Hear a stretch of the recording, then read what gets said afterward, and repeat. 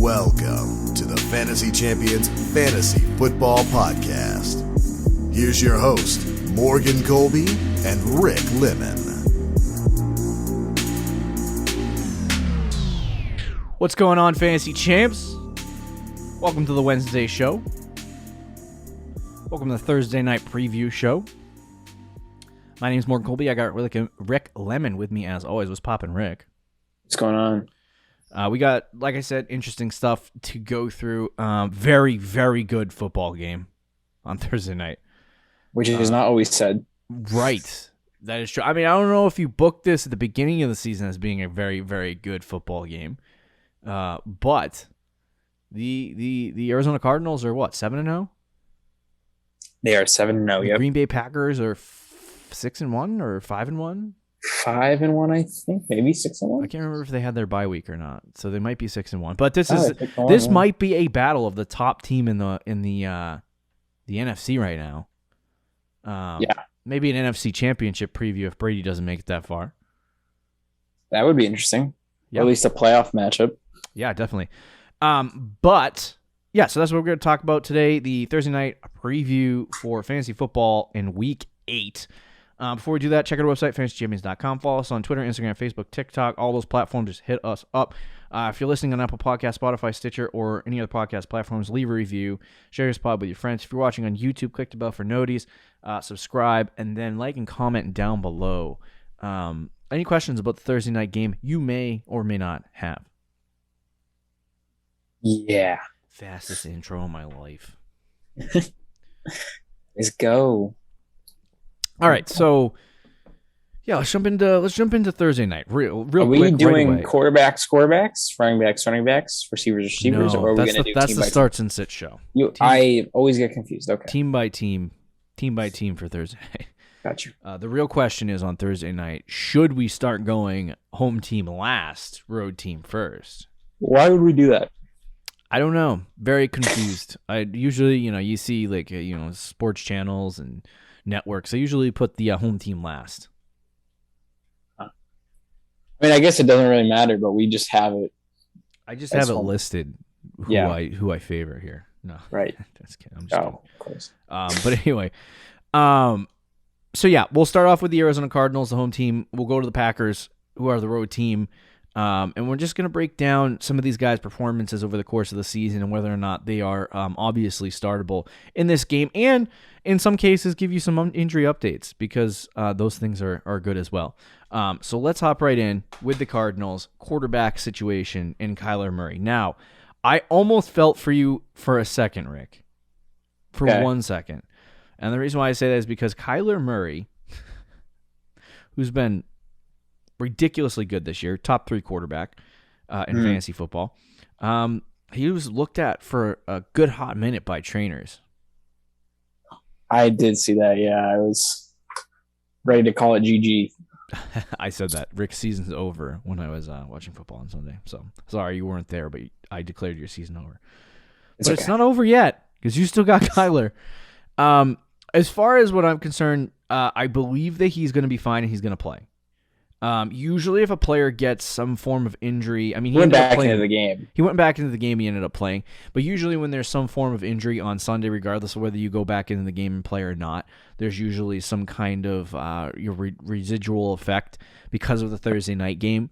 I expect him to play. I think he's going to play. But in some cases, you might have a situation where a player might be out if they sustained an injury on Sunday and then decide to play through it. So I would keep an eye on Kyler, but I think he's going to play. I would say there's a real good chance he plays this week. Yeah, I think he'll be fine. And if he's playing, he's obviously a no-brainer start. I think that's pretty obvious. I'm in the 5-point touchdown league, so I can't accurately talk about this, but he's been really good this year. He's had 34, 35, 19, 22, 13, which is a bad week, 25, 22. So he's been real good. He's had some. My microphone is not staying still. I'm trying to lock it in here. There we go. But anyway, he's been really good this year. The one thing that I've noticed is usually his rushing, is really, really ridiculous. I think he had 800 rushing yards last year. Quote me if I'm wrong. That Correct me if I'm wrong. 819. This year he has 20. And this is just a list from week 1 through 17. 20, 31, 19, 39, 1, 6, 10. Yeah, he's not rushing as much. He's not rushing as much. So that might be a concern down the road in the fantasy season, especially if, like, because on the season, the reason why he's been really, really good is he's throwing touchdowns, a lot of them.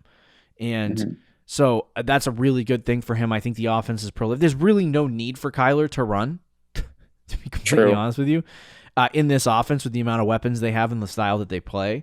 But yeah, for him, it's like down the stretch of the season, if the rushing starts to tail off, he's going to have some bust games.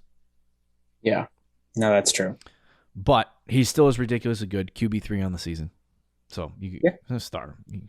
Good idea. What round did you draft him in the home league? I think 412. Yeah, you drafted him there. You started him. Let's talk about some of the wide receivers. Hopkins has had an emotional up and down season here. 23, he's been 13, fine. 3, 8, 17, 19, 14. So he had good. I was so mad that, because things like this happen to me all the time where I end up playing a player on their revenge week or something like that. And I happen to play Devonte Hopkins in multiple leagues this week with him going up against Houston. Now he only scored 14 points. Yeah, he didn't even do. He had a decent week, but it wasn't anything crazy. Yeah, nothing to write home about. He's obviously got to be played in your starting lineup. The matchup this week is meh against Green Bay. They have kind of started to become more stout against wide receivers in terms of fantasy points given up, and so it'll be a little bit more difficult for D-Hop in this game, but I think he should be fine. Yeah, I mean, he's still DeAndre Hopkins, top 10 fantasy wide receiver. Top 5. Is he? I think he's... Oh, no, I mean right now in the season, he's wide receiver 11, but if we were talking about rest of season rankings, I'd say top 5. Yeah, he's probably like 5 or 6. Yeah. In that range. So, I mean, either way, though, that's, your wide receiver 1 probably on your team. So, right. Yeah, he's another good start and probably in line for another 15-point lead. Agreed. It's funny because Kyler and Hopkins are definite starts. We'll talk about the rest of this team in a second, but yeah, those are the only two that are no-brainers. Christian Kirk, Rondell Moore. Give me your thoughts on those guys. Kirk had an interesting start to the season. We'll start with Kirk. An interesting start to the season, and he's been decent, but there are some big bust games. What are your thoughts on Christian? Yeah, it's kind of like, remember last year it was the same thing. He had like 2 really bad games to start the season, and then he had like 4 straight weeks of like 15 to 20 points, and everybody's like, oh, he's a breakout. And then he had like 4, or he had after that actually 1, 2, 3, 4, 5, 6 games in a row from weeks 10 to 15 where he had under 10 fantasy points after he had that crazy stretch. So he does this. He's just an inconsistent player, and I think that's still the case. To be fair, those matchups that he was playing, most of them were difficult matchups. Yeah, no, I mean that's real fair. Good. He was actually playing well. That stretch down the end of the season. You see that right now? Yes. Yeah. No, it was. Maybe I'll go try to trade for Hopkins. Yeah. Yeah, but are we talking about Hopkins or Christian Kirk? We're talking about Christian Kirk. I was just getting sweaty about the schedule. Oh, okay, yeah. No, I mean that's true. But for this week against Green Bay, I don't know. I think if you have to start him, go for it. But Kirk he's just so you don't know what you're going to get on a week-to-week basis. And I would guess after 2 good weeks that I would probably get a bad week from him. Mm-hmm. So, yeah, I would pass on Kirk. And then the other one you said was Rondell Moore, right? Yeah, Rondell. Yeah, I love Rondell Moore, and I think dynasty-wise he's great and everything, but people overreacted after his week 2 game because he had that, 60-yard touchdown or whatever. Mm-hmm. He really hasn't done much since. He's not startable. There's too many weapons. Too many weapons in Arizona right now, which is a good thing for the real NFL, but for because AJ Green since week 2 has 11, 13, 15, 1, 16, and 8. For the love of God, AJ Green, please. He's the wide receiver 2 on that team so far. Not Kirk or Moore. I'm begging you. Yeah, Rondell's not a start. No, Rondell's not a start. I would say, even though it's a difficult matchup, if you're on a bye and you had to choose a wide receiver to play, I would probably say Christian Kirk. If you have him, or if you have both of them, I don't know. Yeah, you would start Kirk over AJ Green? Yeah, why not? It's gross. Yeah, but I mean, either one is gross. Both of them are gross. So I didn't even put AJ Green on this list. I just was like, screw you, AJ Green. Oh. Is he startable? Yeah. It's hard, man, because he's been playing good, but I wouldn't start AJ Green. Okay, I agree. Let's talk about running back James Conner. Now, you know what? I was kind of growing a little bit on at the end of the draft season on Chase Edmonds. And James Conner has had some good games. He's had some bad games. He's been inconsistent. But one thing's for sure, he's kind of playing the Kenyon Drake role. He is. Yep, he legit is. And there's no difference. He's a touchdown dependent Kenyon Drake. So he's had, there was a stretch against Jacksonville, Los Angeles, where he had 17, 19 points, and he scored 4 touchdowns over that stretch. Since then, he's had only 2 touchdowns. And in those games, he's had 10 and 12. But in the games that he has not scored a touchdown, it's been 5, 2, and 7. So very touchdown dependent. This team has so many weapons. It's just, I don't know if James Conner can continue to score in the way that people would expect him to in a startable role. But there's almost like this temptation to start James Conner and be like, okay, let's run him out there. Against Green Bay, is this a guy you want to play? I feel like in matchups where you feel like the Cardinals are going to win, which all season has been the case, but in general, like you feel really comfortable about it. Yeah. Connor's a good start because they run the ball a lot in the fourth quarter and they'll like get a late second touchdown. Like that's what happened this week. Against Houston, he had like 3 fantasy points the whole game. He scored a touchdown with like 4 minutes to go in the game when they were already up by 20 points. And that was his trash time touchdown. So he ended up getting 12 points. He's been good this year. He's actually been better than Chase Edmonds fantasy wise in half PPR, which is hilarious. Yeah. And he is playing the Kenyon Drake role, but I don't know. Does Green Bay have a good rush defense? Where do they rank? Against they're in middle of the pack. Middle of the pack. Yeah. I probably wouldn't start James Conner, but with the amount people are struggling at running back, it's not. There's worse options out there. What about Chase Edmonds? Yeah, kind of the same boat. Same boat. I will say Edmonds has had 3 straight bad weeks compared to Conner. And against Green Bay, they might be, because in the games that he's played well, it's because of his receiving. Like he had a 7-catch game, he had a couple 5-catch games, 4-catch games. In those games, he played well. Last 3 weeks, he has 3 catches, 1 catch. So it all depends on what happens in the passing game with him. But against Green Bay, he might have a bounce back week, but he's really in the same conversation as James Conner. Honestly, there's not much difference between I'm the two. glad I traded him when I did. Yeah, he's kind of garbage. Yeah, not garbage, but I think his biggest issue, and it's been like this all year, is just touchdown upside.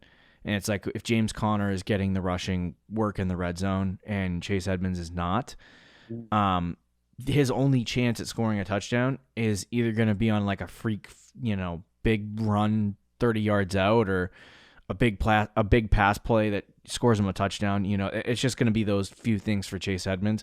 I would not be surprised if he scores under 4 touchdowns this year. We're almost halfway through the season. He still doesn't have a touchdown. So, and if you're not scoring touchdowns, you're not really effective for fantasy. So, I agree with Rick. James Conner and Chase Edmonds are sits, but if you need them like desperately because you need a running back and you got nothing on your bench, they're better than whatever's on the waiver wire. So I would play them in that extent, but outside of that, no.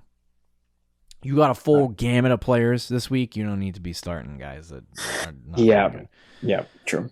And then we have Zach Ertz, who had 14 fantasy points this past week, actually in half PPR, and actually performed relatively well, given the circumstances of just being traded there and being a new player. But either way, he had 5 targets, 3 catches, 66 yards, and a touchdown. If it continues to be 5 targets, I think it's going to be a little more concerning for Zach Ertz. But I think that's where he's going to be, though. Yeah, I think with all the weapons on that team.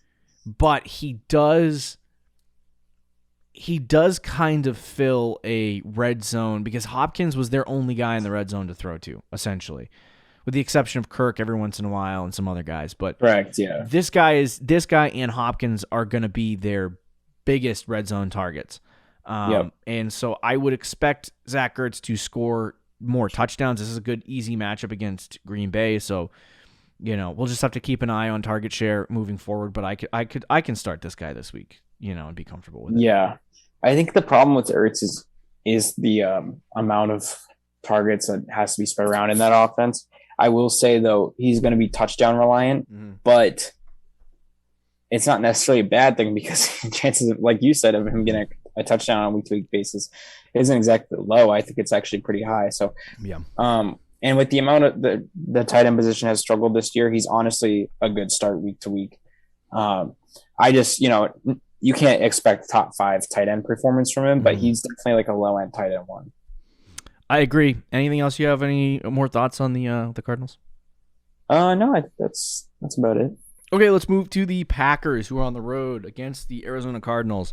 Now, to put things in perspective, Green Bay's defense has been good this year, decent. Maybe high end, middle of the pack, if that makes sense. Yeah. So, like, if they're in the middle of the pack, they're probably like 13, 14. Yeah, I was going to say 14. Arizona's defense has been real good, and especially against the quarterback position. So this is probably throughout the entire roster for the Packers going to be a tougher matchup overall for the week. But we'll start with the quarterback, Aaron Rodgers. He had 3 points week 1 against New Orleans, and he absolutely sucked, and they took him out.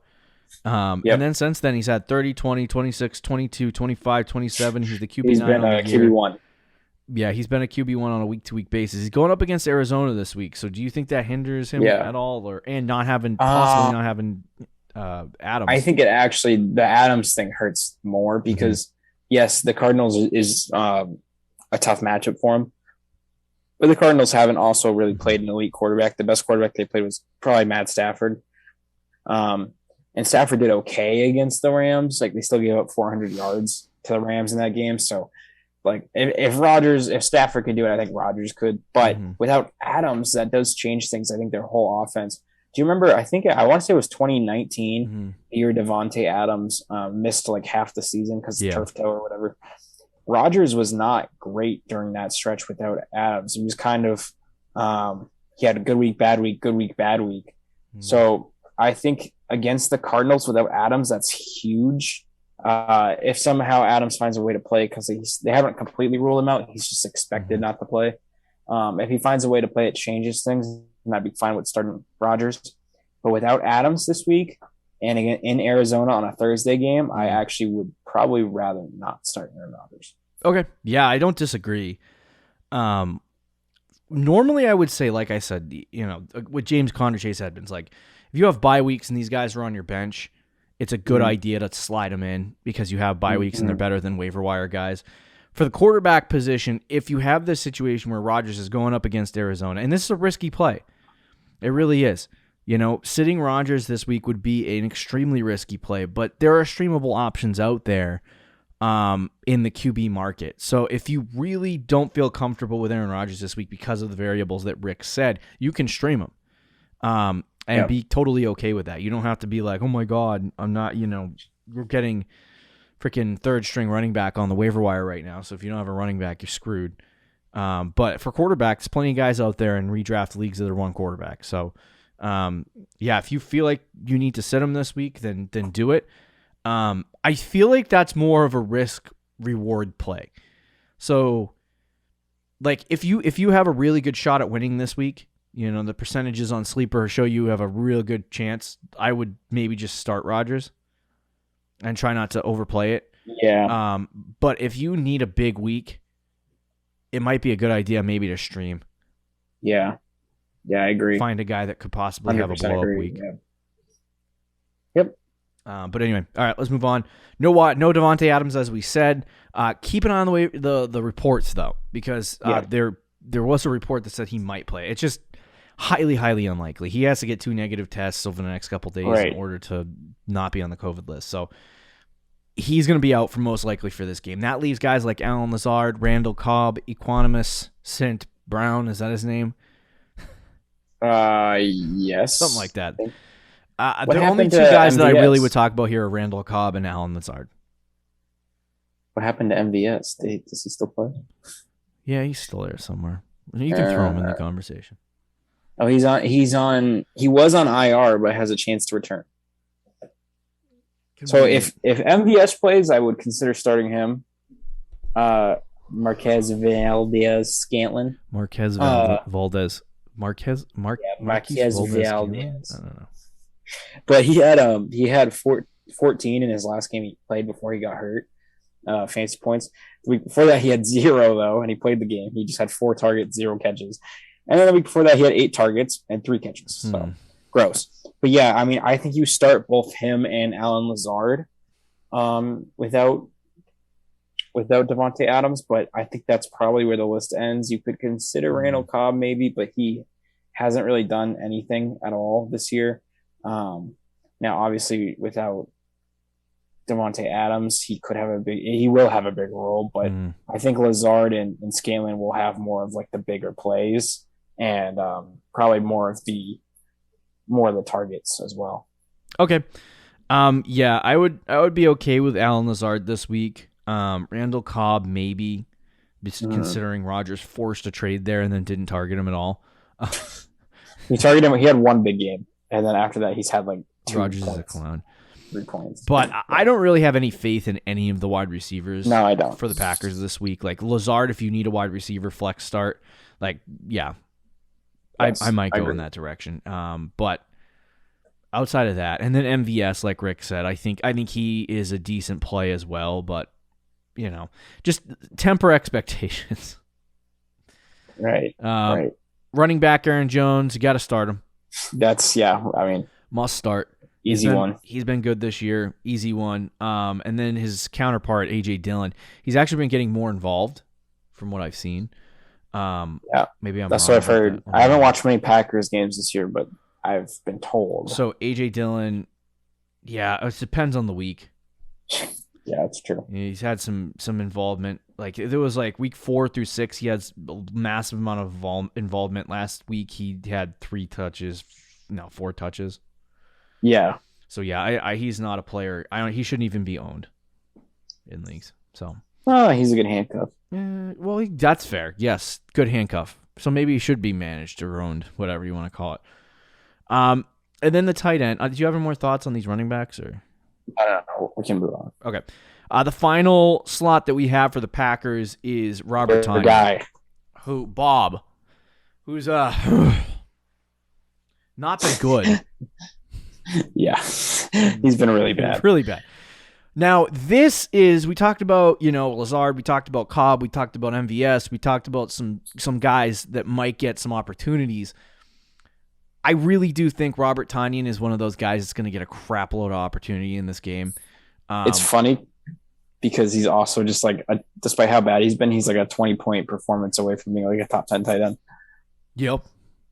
That's ridiculous. Tight ends are so bad. But I do think that he's going to get a lot of targets in this game because Adams will be out. And from what we've seen in the past, when Adams misses a game, Tanian gets targeted. Especially in the red zone. In the red zone. So I do feel like this is going to be a good week for Robert Tanian. This could be just me talking crazy, but I would start Tanian this week. And he's the only guy that I have kind of, besides Aaron Jones and Aaron Rodgers, obviously. Well, Aaron Rodgers wavering, but he's the only guy in the Packers offense right now that I'm fully comfortable starting for Thursday night. Which is hilarious the way he's played this year. Right. And we'll see. It could be a huge mistake, and everyone looks like I'll make myself look like an idiot on the podcast, and I'll take the brunt of the heat for it. But either way, yeah. So I would be okay with Bob Tanian. Yeah, no, I think I would too. He's going to be probably ranked as a top 12 tight end this week, so I do have him as the tight end 1 without Adams, maybe even top 10, just because of the red zone threat that he's going to get, and he's probably good for 5 or 6 targets as well, maybe even more, maybe 7 or 8. Who knows? Mm-hmm. But yeah, if there's going to be any week to start Robert Tanian all season, this is the week to do it. So, yeah, if you're low at tight end, go get him. Yeah, there you go. My quick trigger on the outro music. That's just crushed your voice. I was trying to make it smooth and like fade out real fast. Anyway, tomorrow starts and sits. We'll talk to you later, guys. Thanks for listening. Later. Thank you for listening to the Fantasy Champions Podcast. Make sure you subscribe on iTunes and YouTube and follow us on Twitter @TheFFChamps.